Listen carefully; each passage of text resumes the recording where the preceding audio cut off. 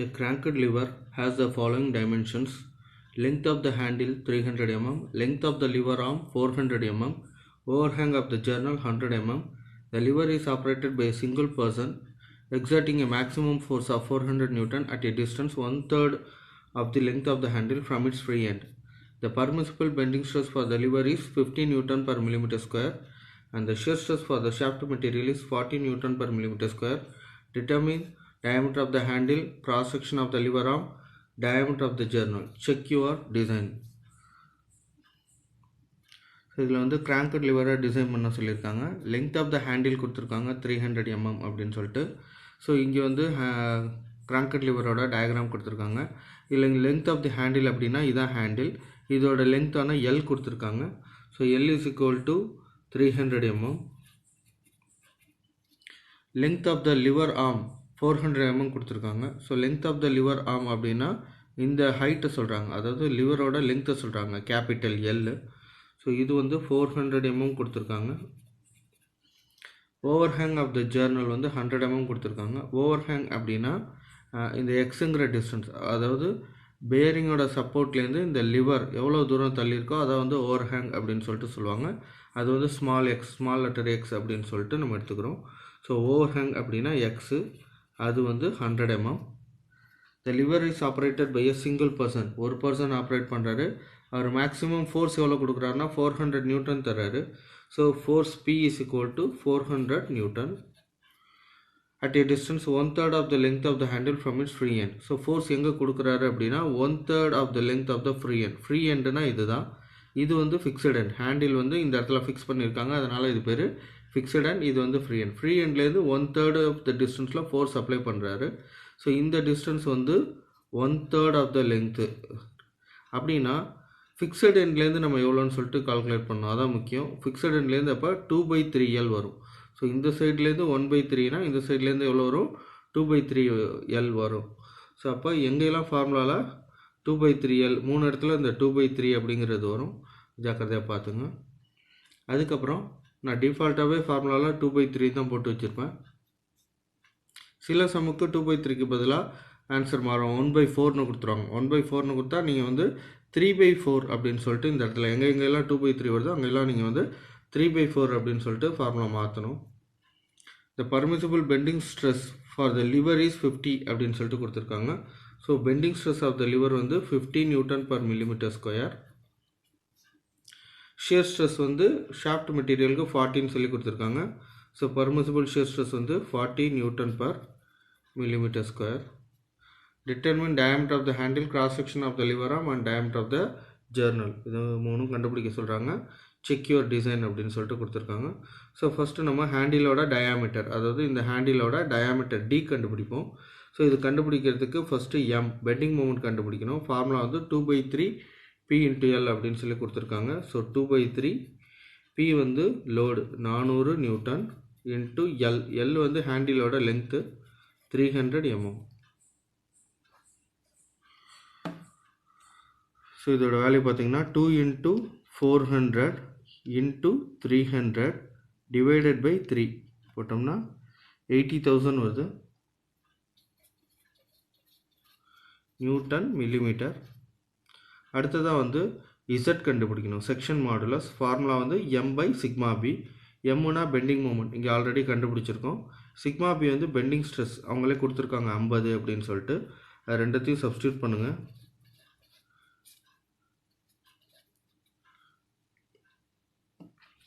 So 80,000 divided by 50 1600 வருது. mm³ போனதுக்கு millimetre cube. அடுத்ததாக வந்து இசட்டை வச்சு நம்ம என்ன செய்ய போகிறோம், இப்போ டயாமீட்டர் கண்டுபிடிக்க போகிறோம். ஸோ இசட் நமக்கு ஆல்ரெடி தெரியும் 1600, தெரியாதது டயாமீட்டர் தான். அப்போ இது கூட என்ன இருக்குதுன்னு பார்த்தீங்கன்னா பையும் 32 இருக்குது. இந்த ரெண்டத்தையும் அந்த சைடு அனுப்புங்க. அனுப்பிச்சும் போது 32 மேலே வந்துடும், பை வந்து கீழே வந்துடும் கிராஸ் மல்டிப்ளிகேஷனில். அப்போ Z × 32 divided by pi is equal to D³ அப்படின்னு சொல்லிட்டு ஆன்சர் மாறிடும். இப்போ Z வந்து நமக்கே தெரியும் 1600. அப்போ 1600 × 32 டிவைடட் பை பை போட்டிங்கன்னா உங்களுக்கு D³ வரும். ஸோ 1600 கால்குலேட்டரில் இருக்குது, into 32 divided by pi. So answer வந்து எனக்கு 16297.466 அப்படின்னு சொல்லிட்டு வருது, ஈக்குவல் டு டி கியூப் அப்படின்னு சொல்லிட்டு வருது. இப்போ இந்த கியூப் வந்து இந்த சைடு போச்சுன்னா கியூப் ரூட்டாக மாறிடும். அப்போ இதுக்கு கியூப் ரூட் எடுத்தோம்னா நமக்கு ஆன்சர் வந்துடும். Shift cube root answer equal to 25.35 அப்படின்னு சொல்லிட்டு வருது. D is equal to 25.35 mm. இதை நீங்கள் வந்து டேட்டா புக்கை பார்த்து ரவுண்ட் ஆஃப் பண்ணுங்கள், ஏன்னா டயாமீட்டராக இருக்கிறதுனால. ஸோ ஹேண்டிலோட டயாமீட்டர் வந்து பார்த்திங்கன்னா இங்கே ஸ்டாண்டர்ட் டயாமீட்டர் கொடுத்துருக்காங்க. 25க்கு அடுத்தது நமக்கு 28 தான் வருது. இது 25 தாண்டிடுச்சு இல்லையா, அதனால் நம்ம 28 அப்படின்னு சொல்லிட்டு எடுத்துப்போம். So d is equal to 28 mm அப்படின்னு சொல்லிட்டு வருது. So d is equal to 28 mm.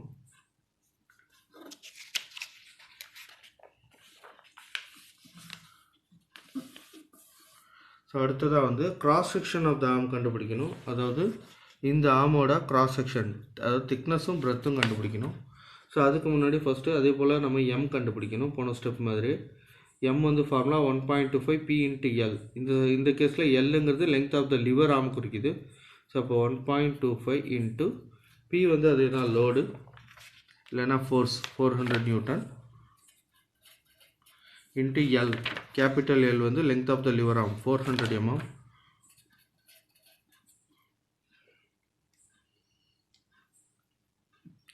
So 1.25 into 400 into 400 போட்டிங்கன்னா 2 lakhs வருது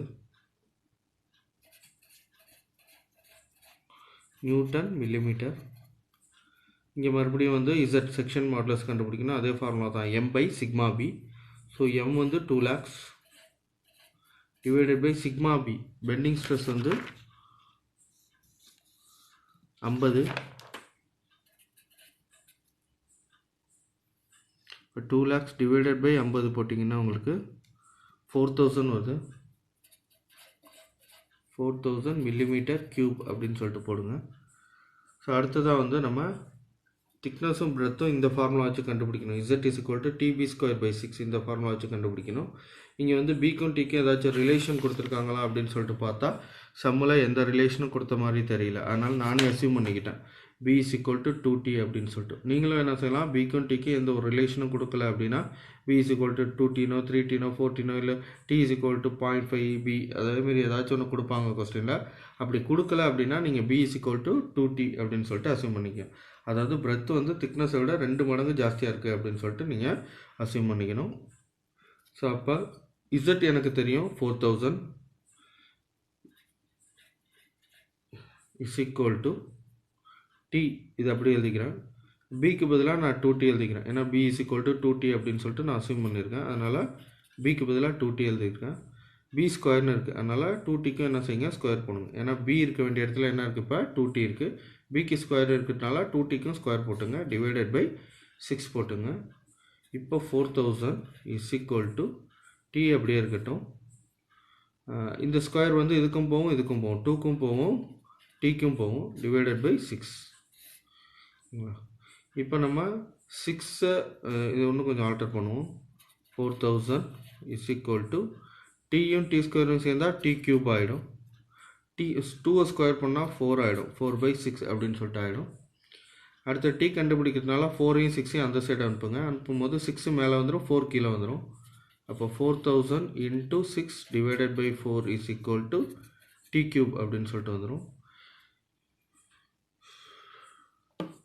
இப்போ 4000 இன்ட்டு 6 டிவைடட் பை 4 போட்டிங்கன்னா உங்களுக்கு 6000 வருது.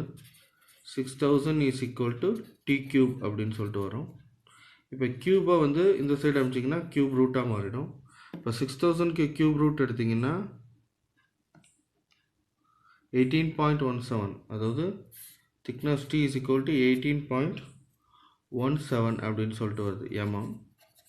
இப்போ திக்னஸை ரவுண்ட் ஆஃப் பண்ணிங்க. இங்கே தான் முக்கியமான விஷயம் நீங்கள் கவனிக்கணும். இப்போ இந்த திக்னஸை ரவுண்ட் ஆஃப் பண்ணும்போது நீங்கள் 18க்கு அடுத்து 19 அப்படின்னு தான் யூஸ்வலாக நம்ம ரவுண்ட் ஆஃப் பண்ணுவோம். ஆனால் இந்த கேஸ்க்கு ஒரு 4 mm இல்லை 5 mm ஜாஸ்தியாக ரவுண்ட் ஆஃப் பண்ணுறது நல்லது. ஏன் அப்படின்னா செக்கிங் இதுக்கப்புறம் உள்ள செக்கிங் பார்த்திங்கன்னா 4 செக்கிங் வருது. இந்த 4 செக்கிங்கில் ஏதாச்சும் ஒரு நிலம் ஃபெயிலியர் ஆகிடும் கண்டிப்பாக. அதனால் கம்மியாக ரவுண்ட் ஆஃப் பண்ணாதீங்க. இதில் ஒரு 4லேருந்து 5 mmக்குள்ளார அடிஷன் ஆட் பண்ணிங்க. நான் வந்து ஒரு சேஃப்டிக்காக என்ன செய்கிறேன் அப்படின்னா ஒரு 23 mm அப்படின்னு சொல்லிட்டு நான் ரவுண்ட் ஆஃப் பண்ணிக்கிறேன். T is equal to 23 mm. So இதில் பார்த்தீங்கன்னா 18 இருக்குது. அதுலேருந்து ஒரு 5 mm கூட்டினா 23 வரும். ஒரு 5 mm ஜாஸ்தியாக ரவுண்ட் ஆஃப் பண்ணிக்கிறேன். அப்போ தான் வந்து உங்களுக்கு ஃபெயிலியர் ஆகாது. இப்போ நம்ம B கண்டுபிடிக்கலாம். B is equal to 2T. இது வந்து அசியூம்டு. ஆல்ரெடி இங்கே அசியூம் பண்ணியிருக்கேன். அதான் இங்கே எழுதியிருக்கேன். அசியூம்டு. ஸோ அப்போ B is equal to 2 into 23 போட்டிங்கன்னா உங்களுக்கு 46 mm வரும். ஸோ இப்போ திக்னஸும் நம்ம கண்டுபிடிச்சிட்டோம், பியும் நம்ம கண்டுபிடிச்சாச்சு. அடுத்ததாக வந்து செக்கிங் பண்ணுவோம். 4 செக்கிங் கண்டுபிடிக்கணும். இன்டியூஸ்டு ஷியர் ஸ்ட்ரெஸ் ஃபஸ்ட்டு கண்டுபிடிக்கலாம். ஃபார்முலா வந்து இது கண்டுபிடிக்கிறதுக்கு முன்னாடி டார்க் கண்டுபிடிச்சிக்கணும். T is equal to 2/3 P into L. So 2/3 P வந்து லோடு 400 mm, L வந்து length of the handle 300. So இதே ஃபார்முலா தான் இங்கேயும் இருக்குது. 2/3 PL. அப்போ இதே வேல்யூ தான் வரும். 80,000 வரும். Newton millimetre. அடுத்ததான் வந்து ஷியர் ஸ்ட்ரெஸ் கண்டுபிடிக்கணும். அதுக்குண்டான ஃபார்முலா 90 / 2 BT². இதுதான் formula. Is equal to 9 into Tயோட value 80,000 divided by 2 into B. Bயோட வேல்யூ வந்து 46 into Tயோட வேல்யூ வந்து 23 ஸ்கொயர். இங்கே Tக்கு ஸ்கொயர் இருக்குது, அதனால் இங்கே ஸ்கொயர் போட்டுங்க. இதோட வேல்யூ சால்வ் பண்ணி பார்க்கலாம். bracket open 9 into 80,000 bracket close divide bracket open 2 into 46 into 23 square equal to 14.794 வருது. ஸோ 14.79 அப்படின்னு சொல்லிட்டு நான் அசூம் பண்ணிக்கிறேன்.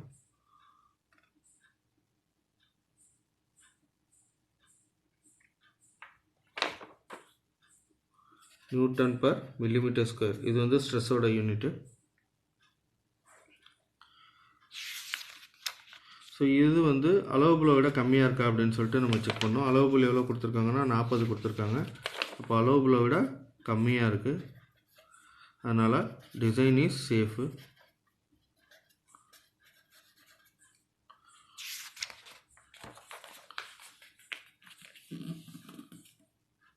அடுத்ததாக வந்து பெண்டிங் ஸ்ட்ரெஸ்ஸில் ஃபெயிலியர் ஆகாமல் இருக்கா அப்படின்னு சொல்லிட்டு இன்டியூஸ்டு பெண்டிங் ஸ்ட்ரெஸ் கண்டுபிடிக்க சொல்கிறாங்க.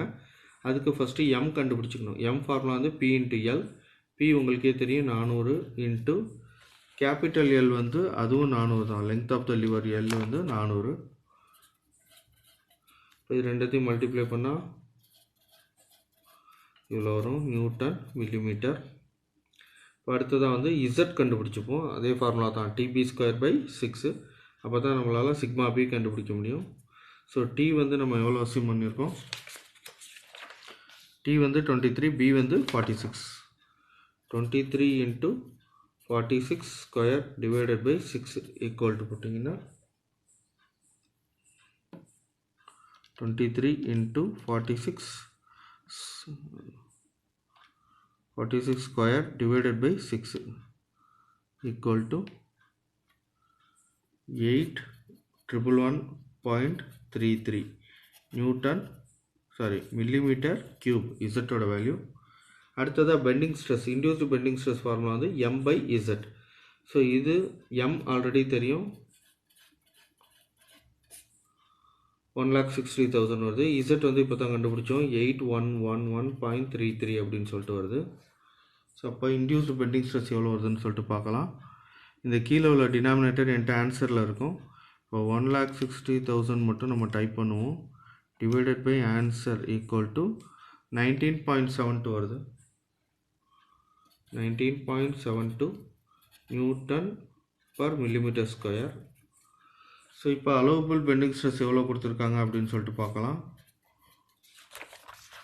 அலோவபிள் பெண்டிங் ஸ்ட்ரெஸ் வந்து 50ன்னு சொல்லி கொடுத்துருக்காங்க. 50 விட கம்மியாக தான் இருக்குது, 19 தான் இருக்குது. அதனால் டிசைன் இஸ் சேஃபு. 50 விட அதிகமாக இருந்தால் தான் டிசைன் வந்து ஃபெயிலியர் ஆகும். அடுத்ததாக வந்து maximum principal shear stress tau max அப்படின்னு சொல்லிட்டு ஒன்று கண்டுபிடிக்கணும். அதுக்கு ஃபார்முலா வந்து tau max is equal to 1/2 root of sigma b square plus 4 tau square. இதான் வந்து ஃபார்முலா. ஸோ இப்போ 1/2 ரூட் ஆஃப், இதில் சிக்மா பிங்கிறது நம்ம இங்கே கண்டுபிடிச்சோம் இல்லையா, இன்டியூஸ்டு, அந்த வேல்யூ எடுக்கணும். 19.72 தான் நம்ம கண்டுபிடிச்சது, அதை தான் இங்கே எடுத்துக்கணும். ஸ்கொயர் ப்ளஸ்ஸு 4 இன்ட்டு டோங்கிறது நம்ம இதுக்கு முன்னாடி ஸ்டெப்பில் கண்டுபிடிச்சிருப்பாருங்க, இன்டியூஸ்டு ஷியர் ஸ்ட்ரெஸ், அதை எடுத்துக்கணும். 14.79 ஸ்கொயர் ஈக்குவல் டு, ஸோ இப்போ இதை நான் ஸ்கொயர் பண்ணுறேன். ஃபஸ்ட்டு நான் வந்து ரூட்குள்ளார உள்ளதை கால்குலேட் பண்ணிக்கிறேன். 19.72 square plus bracket open 4 into 14.79 square bracket close equal to, இப்போ ரூட் எடுக்கிறேன். ரூட் ஆன்சர் ஈக்குவல் டு இவ்வளோ வருது. இப்போ டிவைடட் பை 2 போடுறேன். டிவைடட் பை 2 ஈக்குவல் டு 17.77 வருது. 17.77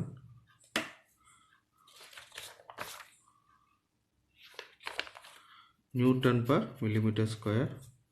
ஸோ இப்போ அலோவபிள் ஷியர் ஸ்ட்ரெஸ் எவ்வளோ கொடுத்துருக்காங்க அப்படின்னு சொல்லிட்டு பார்ப்போம். அலோவபிள் ஷியர் ஸ்ட்ரெஸ் வந்து 40. ஸோ 40 விட கம்மியாக தான் இருக்குது. அதனால் induced maximum principal shear stress வந்து அலோவபிளை விட கம்மியாக தான் இருக்குது. அதனால் டிசைன் இஸ் சேஃபு. அடுத்ததாக வந்து maximum principal bending stress sigma b max, இது கண்டுபிடிக்கலாம். இது வந்து சிக்மா பி மேக்ஸ். ஃபார்முலா வந்து 1/2 into sigma b plus root of sigma b square plus 4 tau square அப்படின்னு சொல்லிட்டு வருது. So is equal to 1/2 sigma b வந்து 19.72 plus root of sigma b square 19.72 square plus 4 tau square 4 into tau வந்து நமக்கு 14.79 வந்துச்சு. 14.79 square.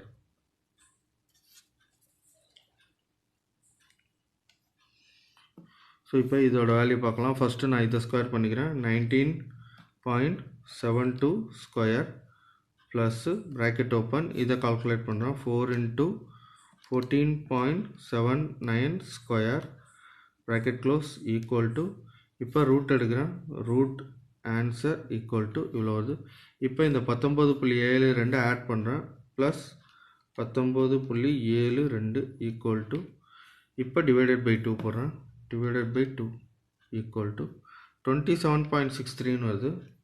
So இப்போ sigma b max is equal to 27.635 வருது. அதனால் 4 எடுத்துக்கிறேன். நியூட்டன் பர் மில்லிமீட்டர் ஸ்கொயர் வருது. இப்போ அலோவபிள் பெண்டிங் ஸ்ட்ரெஸ் எவ்வளோ கொடுத்துருக்காங்க அப்படின்னு சொல்லிட்டு பார்க்கலாம். அலோவபிள் பெண்டிங் ஸ்ட்ரெஸ் வந்து 50ன்னு சொல்லி கொடுத்துருக்காங்க.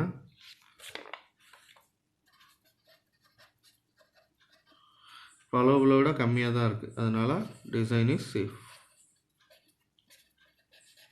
ஸோ இப்போ 4 செக்கிங்லேயும் நமக்கு பார்த்திங்கன்னா டிசைன் வந்து சேஃபாக வந்துருச்சு. இப்போ நம்ம அடுத்த ஸ்டெப்புக்கு போகலாம். அடுத்த ஸ்டெப் வந்து டயாமீட்டர் ஆஃப் த ஜர்னல் கண்டுபிடிக்க சொல்லியிருக்காங்க, டி. அதுக்கு வந்து ஃபஸ்ட்டு ஈக்குவலன்ட் ட்விஸ்டிங் மொமெண்டான டிஇ கண்டுபிடிக்கணும். இதுக்கு ஃபார்முலா வந்து p into root of 2/3 L plus x the whole square plus L square. இதுக்கு உண்டான ஃபார்முலா எதுவுமே டேட்டா புக்கில் இருக்கிற மாதிரி தெரியல. அதனால் நீங்கள் கொஞ்சம் மனப்பாடம் பண்ணிக்கிறது நல்லது.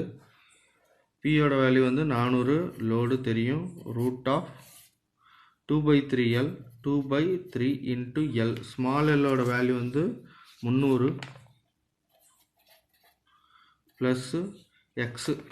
எக்ஸ் அப்படிங்கிறது ஓவர் ஹேங்கிங் டிஸ்டன்ஸ், இது வந்து 100ன்னு சொல்லி கொடுத்துருக்காங்க. 100 square plus L square. L அப்படிங்கிறது கேபிட்டல் எல் 400 குறிக்குது. 400 ஸ்கொயர். ஸோ இப்போ டிஇயோட வேல்யூ எவ்வளோ வருது அப்படின்னு சொல்லிட்டு பார்க்கலாம். ஃபஸ்ட்டு இதை நான் கால்குலேட் பண்ணிக்கிறேன். 2 இன்ட்டு 300 டிவைடட் பை 3 போட்டோம்னா 200 வருது. ப்ளஸ் 100 ஈக்குவல் டு 300 வருது. அதை ஸ்கொயர் பண்ணிங்க. ப்ளஸ்ஸு 400 ஸ்கொயர் பண்ணுங்கள், 400 ஸ்கொயர் ஈக்குவல் டு போட்டிங்கன்னா எவ்வளோ வரும். அடுத்தது ரூட் எடுங்க, ரூட்டு ஆன்சர் ஈக்குவல் டு 500 வருது. இன்ட்டு 400 போடுங்க, இன்ட்டு 400 ஈக்குவல் டு 2 lakhs வருது. நியூட்டன் மில்லிமீட்டர் இதான் வந்து யூனிட். ஸோ இப்போ நம்ம டயாமீட்டர் கண்டுபிடிக்கணும். ஜெர்னலோட டயாமீட்டர் ஃபார்முலா வந்து DV is equal to π/16 tau D cube. So அப்போ டி தான் கண்டுபிடிக்கணும், அதனால் π/16 டோ இது எல்லாமே அந்த சைட் கொண்டு போயிடலாம். அப்போ ஃபார்முலா எப்படி மாறும் அப்படின்னா T E into 16 divided by pi into tau equal to D cube அப்படின்னு சொல்லிட்டு மாறிடும். ஸோ இதில் பார்த்தீங்கன்னா 16 கீழே இருக்குது, அது மேலே வந்துடும். பையும் டவும் மேலே இருக்குது, அது வந்து கீழே வந்துருச்சு. இப்போ டிஇ நமக்கு தெரியும் 2 lakhs into 16 divided by pi into tau. Tau வந்து அலோவபிள் ஷியர் ஸ்ட்ரெஸ்ஸை குறிக்குது. அலோவபிள் ஷியர் ஸ்ட்ரெஸ் வந்து 40ன்னு சொல்லி கொடுத்துருக்காங்க. 40 is equal to D cube. 2 lakhs என் கால்குலேட்டரில் இருக்குது, இன்ட்டு 16 போட்டால் போதும். Into 16 equal to divide bracket open pi into 40 pi into 40 bracket close equal to இவ்வளோ வருது 2546.4.79 அப்படின்னு சொல்லிட்டு வருது ஈக்குவல் டு டி கியூப் அப்படின்னு சொல்லிட்டு. இப்போ இந்த கியூப் வந்து இந்த சைடு அமைச்சிடலாம், கியூப் ரூட்டாக மாறிடும். அப்போ டி என்ன வருது அப்படின்னு சொல்லிட்டு பார்ப்போம். ஸோ இதுக்கு கியூப் ரூட் எடுக்கணும், shift cube root answer equal to 29.42 அப்படின்னு சொல்லிட்டு வருது, 29.42 mm. ஸோ இது வந்து டயாமீட்டராக இருக்கிறதுனால நம்ம என்ன செய்யணும், டேட்டா புக்கை பார்த்து நம்ம ரவுண்ட் ஆஃப் பண்ணணும். ஸோ டேட்டா புக்கில் பார்த்தீங்கன்னா 29க்கு அடுத்தது எங்கே வருதுன்னா 28 இருக்குது, அதுக்கப்புறம் பார்த்தீங்கன்னா 30 தான் வேல்யூ வருது. 29க்கு அடுத்தது 13 வேல்யூ வருது. அதனால் d is equal to 30 mm.